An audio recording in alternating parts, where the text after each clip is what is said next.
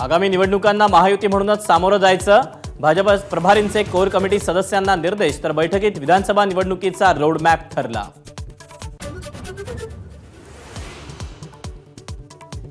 विधिमंडळात मुख्यमंत्री लाडकी बहीण योजनेवरून घमासान, निवडणुका डोळ्यांसमोर ठेवून योजनेची घोषणा, विरोधकांचा आरोप। तर लाडकी बहीण योजनेवरून विरोधक हक्कभंग आणण्याच्या तयारीत।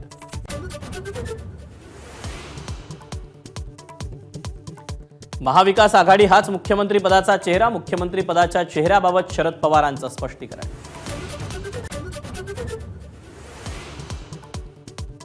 अधिवेशनात नीटच्या मुद्द्यावरून विरोधक आक्रमक, नीट पेपरफुटी प्रकरणी राज्यात स्वतंत्र कायदा करण्याची मागणी। तर अर्थसंकल्पातील योजनांवरून सरकार विरोधात घोषणाबाजी।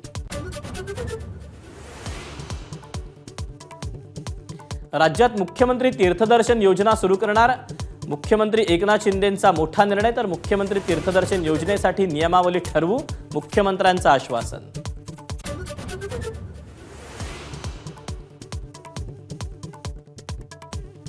विधानसभेलाही लोकसभेसारखाच निकाल लागेल, शरद पवारांना विश्वास। तर काँग्रेस मुक्तीची घोषणा देणाऱ्या मोदींनी भाजपच्या जागा किती घटल्या बघावं, शरद पवारांचा सल्ला।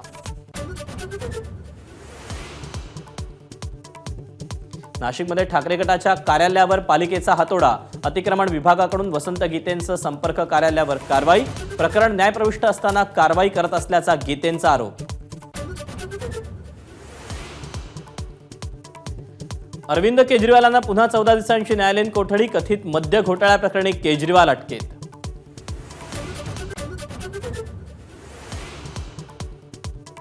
गंगा नदीची पाणी पातळी वाढल्यानं उत्तराखंडच्या हरिद्वारमध्ये पूरस्थिती, अनेकांची घरं पाण्यात, तर गाड्याही गेल्या वाहून।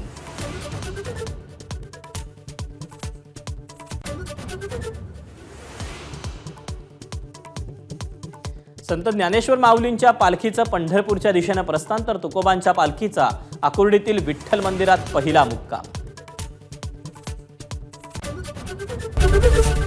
एबीपी माझा, उघडा डोळे बघा नीट।